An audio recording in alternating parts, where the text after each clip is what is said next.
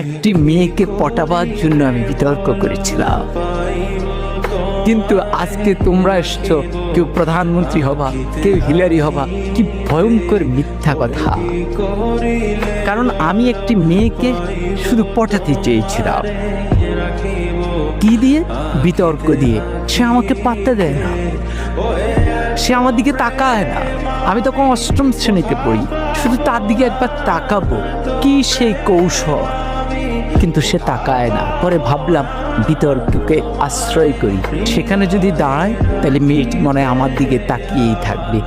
এই আশায় আমি বিতর্ক করেছিলাম।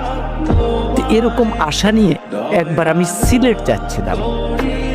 তখন আমি আর অষ্টম শ্রেণীর বালক নই, এয়ারপোর্ট স্টেশন থেকে উঠেছি। তো যাওয়ার সময় ট্রেন, সকালে সিলেটের ট্রেন, আমি উঠলাম। উঠে আমার সিটে গেলাম, দেখি আমার একটি সিট, সামনে আরেকটি সিট, মানে ডাবল ডাবল না। পরে কেউ আসে না, পরে একটি মেয়ে আসে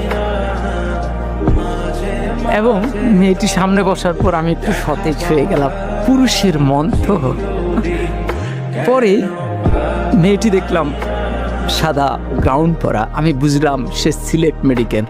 তাহলে ভাবলাম যাক, মান সম্পন্নই হয়েছে। এরপরে ট্রেন এগিয়ে যাচ্ছে, আমার মনে কত কিছু আসে, কত ভাবনা আসে, কিন্তু আমি তো